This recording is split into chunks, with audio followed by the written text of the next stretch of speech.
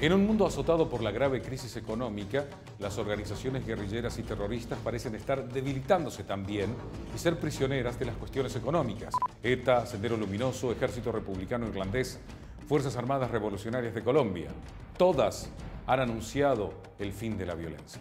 En el mes de febrero, el presidente del Perú, Ollanta Humala, aseguró que la captura de Florindo Eleuterio Flores, alias Artemio, representa el fin de la organización armada Sendero Luminoso, a la que tanto persiguió durante los años en los que fue militar. El grupo terrorista Sendero Luminoso fue creado en el año 1960 por el entonces profesor de filosofía Abimael Guzmán, que se encuentra pagando cadena perpetua. Desde entonces, Sendero Luminoso ha cometido decenas de atentados y acciones violentas en Perú. La comunidad internacional lo condena ampliamente por la brutalidad de sus actos, que incluyen la violencia contra campesinos, dirigentes sindicales, autoridades elegidas popularmente y la población civil. Es considerada una organización terrorista por el gobierno del Perú, además de la Unión Europea y Canadá, quienes prohíben proveerle de fondos u otro tipo de apoyo financiero.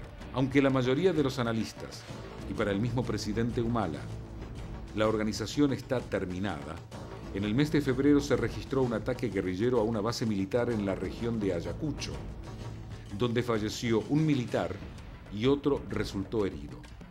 El ataque se produjo pocos días después de que fuera detenido el cabecilla senderista Artemio, líder de otro grupo de la zona selvática del Alto Huallaga. A fines de 2011, el grupo guerrillero había anunciado que estaban preparados para dejar las armas. Incluso el mismo líder Artemio había asegurado en una entrevista al diario británico The Guardian que estaba listo para negociar una amnistía con el gobierno peruano y de esta manera poner fin a 30 años de actividades violentas. Desde su origen, Sendero Luminoso fue responsable de más de 69.000 muertos y desaparecidos por enfrentamientos entre las fuerzas de seguridad y la guerrilla izquierdista. Esto según datos aportados por una comisión oficial que se encargó de investigar sus actos violentos. Y entonces nos encontramos con que en esta situación de aparición de liderazgos alternativos contrahegemónicos, donde se vuelve a rediscutir los términos del intercambio hegemónico internacional, empiezan a aparecer grupos guerrilleros, organizaciones que reivindican nacionalismos ya pasados de moda o secundarizados o novedosos. Sucede en África y en Asia y en África sobre todo. En América Latina, mientras tanto, vemos desaparecer viejas organizaciones guerrilleras. El caso de la FARC es una especie de ocaso de la organización guerrillera más grande del continente. El de Sendero Luminoso es más complejo porque ha casi desaparecido y está resurgiendo. Han desaparecido las guerrillas urbanas de los 70 claramente y no parece que vuelvan a reaparecer, pero nos encontramos con movimientos fuertemente nacionalistas, con gran prestigio, con gran cantidad de gente movilizada en, por ejemplo, el Partido Obrero del Kurdistán, en el Frente Polisario en Marruecos. Por supuesto, conocemos las actividades de Al-Fatah, la Brigada Al-Aqsa, Hamas en Palestina y los territorios ocupados, y en muchos otros lugares del mundo donde hay fuertes incentivos para el crecimiento y el fortalecimiento social y asentamiento social de estos grupos. España tiene su movimiento terrorista, al que muchos temen por la cantidad de atentados que han cometido a lo largo de su historia.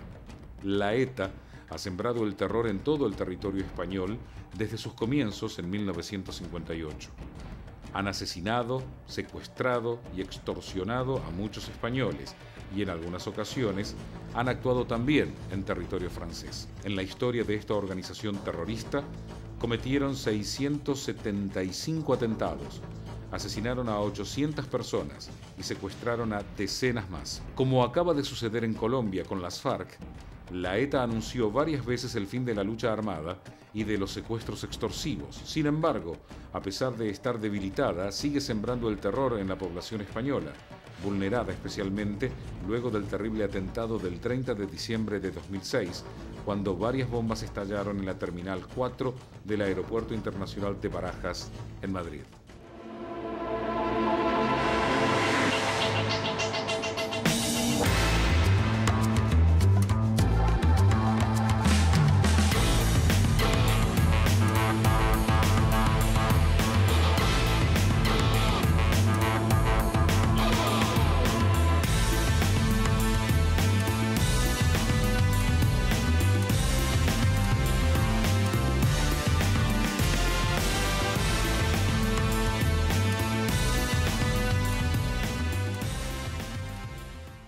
El fuerte estallido causó la muerte de 2 personas, hirió a más de 30 y provocó importantes destrozos en las infraestructuras del aeropuerto. A nivel político, el atentado produjo una gran confusión, ya que el gobierno de Rodríguez Zapatero confiaba en lograr un acuerdo a través del diálogo y las negociaciones con los terroristas. Es tiempo de mirar al futuro con esperanza. Es tiempo también de actuar con responsabilidad y valentía. Por todo ello, ETA ha decidido el cese definitivo de su actividad armada. ETA hace un llamamiento a los gobiernos de España y Francia para abrir un proceso de diálogo directo que tenga por objetivo la resolución de las consecuencias del conflicto y así la superación de la confrontación armada. Gure Euskal Herria eskatuta, gure Euskal Herria sozialista, JK, independentzia eta sozialismoa lortu arte. Desde el gobierno de Rajoy aseguran que aunque el grupo terrorista ETA esté debilitado, existen todavía en el País Vasco miles de personas que se identifican con la lucha nacionalista de los etarras y temen que resurja el poder de esta organización y pueda continuar con los atentados más allá de las promesas. Hay cientos de miembros de esta organización presos en España y el gobierno de Rajoy asegura que no está en sus planes tener un contacto directo con los terroristas o llegar a un acuerdo para liberar a los presos. Los grupos terroristas o guerrilleros, como muchas veces son llamados, se encuentran debilitados y la mayoría ha anunciado el fin de la violencia armada. Esto sucedió también con el ejército republicano irlandés en el año 2005, cuando ordenó oficialmente el fin de su campaña armada, orden que fue dirigida a todas las unidades del IRA para que se deshicieran de sus armas. En general podríamos decir que la relación entre la crisis mundial y las organizaciones guerrilleras es dialéctica o diferente de acuerdo a la zona. Sintetizando o haciendo esquemáticamente, en aquellos lugares del mundo en el cual la crisis económica mundial repercute más levemente, las organizaciones terroristas o guerrilleras tienden a disminuir su importancia. Y en aquellas zonas donde la crisis es muy fuerte, las organizaciones terroristas o guerrilleras resurgen o empiezan a nacer nuevas. A pesar de aquel comunicado de paz, en la actualidad varias facciones disidentes del antiguo IRA pretenden hacer fracasar el acuerdo de paz con diferentes ataques esporádicos en Irlanda del Norte. En marzo de 2009, 2 soldados británicos fueron asesinados con armas automáticas en un ataque al cuartel militar de Masserin, que fue reivindicado por el IRA auténtico. 48 horas después, un agente de policía era abatido a tiros en la localidad de Craigavon.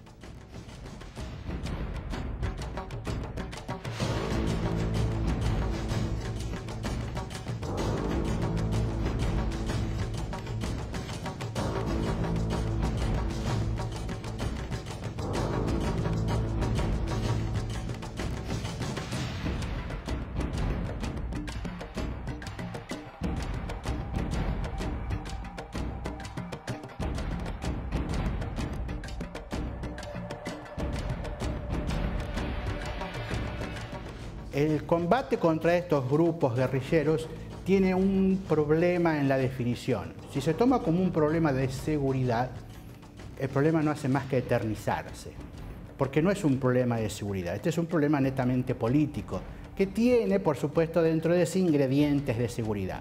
Que sea netamente político, ¿qué quiero decir?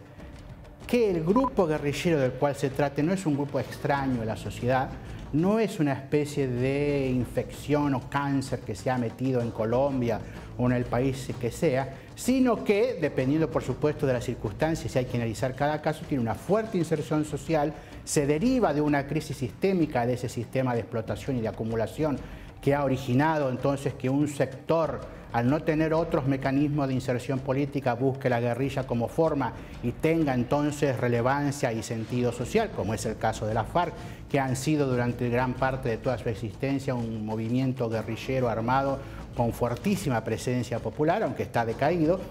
Y en este sentido entonces lo que debe hacerse es una rediscusión respecto al rol del país, la estructura económica, social, política, productiva, su forma de inserción internacional, etcétera, y en este marco discutir las cuestiones de seguridad en relación a la guerrilla.